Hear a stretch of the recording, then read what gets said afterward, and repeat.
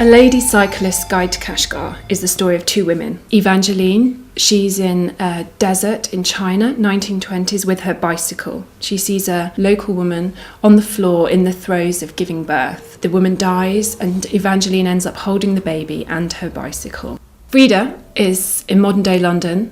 She's in her flat on her own and she hears a noise outside. When she looks out through the peephole, there's a man there. She doesn't know why he's there, but she gives him a blanket. When she opens the door in the morning, there is a message left for her on the wall, beautiful feathers interconnected with some Arabic words, and she doesn't know why. The story follows the two narratives and looks at the connections between them.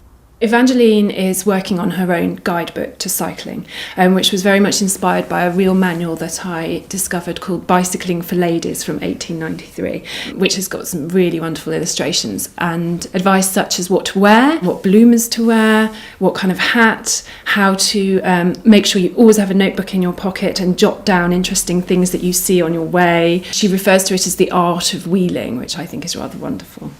I love my bicycle. It's a 1964 BSA. A lot of the book grew from cycling meanderings around. My character Evangeline, she goes to the most remote city in the world. She can't really escape where she's coming from. She can put herself in this completely exotic, foreign, totally unfamiliar terrain, but those questions are still there, and I think that's the same for all of us. As Elizabeth Bowen called it, the return. We are always coming back to the same place and the same things.